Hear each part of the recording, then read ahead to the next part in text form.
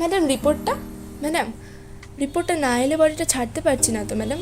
Report, হ্যাঁ হ্যাঁ এই তো রিপোর্টের বাকি ফর্ম্যালিটিস পূরণ করে ওয়ার্ড বয়ের হাতে তুলে দিয়ে শেষবারের মতো দেখার ইচ্ছাটাকে কোনো ক্রমে নিজের মধ্যে দমিয়ে ফেললাম।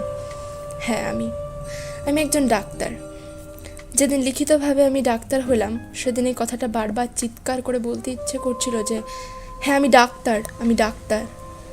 আজ এই কথাটাই বারবার আমার কানে বাজছে, কেন আমি ডাক্তার। ডাক্তারি পড়তে গিয়ে আমি শুনেছি এখানে আবেগ চলে না, চলে শুধু বিচক্ষণতা। এই বুদ্ধি বিচক্ষণতাই তো ছিল আমার ডাক্তারি জীবনের মূল লক্ষ্য। আজ এক সাদা কাপড়ে ঢাকা পড়ে গেল আমার এই লক্ষ্য। লাশ কাটা ঘরে রোমের হাত দিয়ে উন্মুক্ত হলো যে মুখটি, আজ আমার হাত দিয়ে হবে যার ময়না তদন্ত, এক নিমেষে সেই নিথর মুখটি আমাকে নাড়িয়ে দিল। এ আমি কি দেখছি?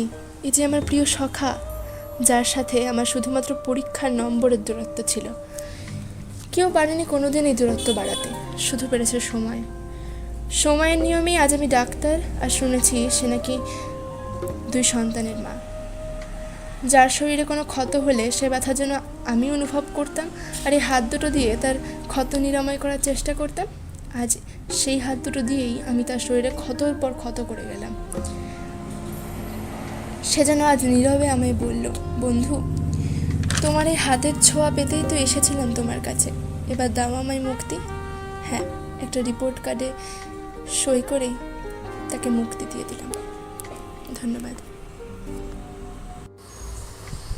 মাথায় এক ঢাল সিঁদুর নিয়ে স্বামীর হাত ধরে শ্বশুরবাড়ি পাড়ি দেবার জন্য যখন কনকাঞ্জলি দিচ্ছিলাম, তখন আমার কান্না দেখে সবাই বলেছিল এটাই নিয়ম রে, বাপের ঘর ছেড়ে সব মেয়েকে একদিন শ্বশুরবাড়ি যেতে হয়।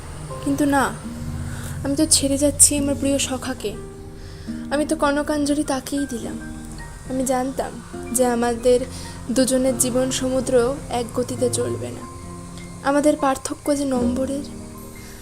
যখন ওর সমুদ্রে জোয়ার তখন আমার সমুদ্রে ভাটা, আর এই জোয়ার ভাটা যে একদিন এক মোহনায় মিলিত হবে আর এইভাবে হবে ভাবিনি।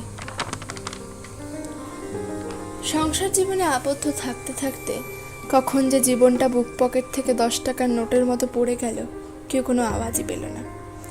এ কেমন মিলন ঘটালে হে ঈশ্বর!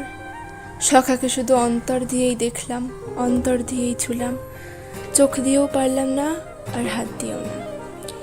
কারণ আজ আমি মর্গের বিছানায় আর সখা আমার এই নিথর দেহের ময়নাতদন্তকারী ডাক্তার। সখা, এবার তোমার পালা, তুমি এবার আমায় কনকাঞ্জলি দাও। ধন্যবাদ।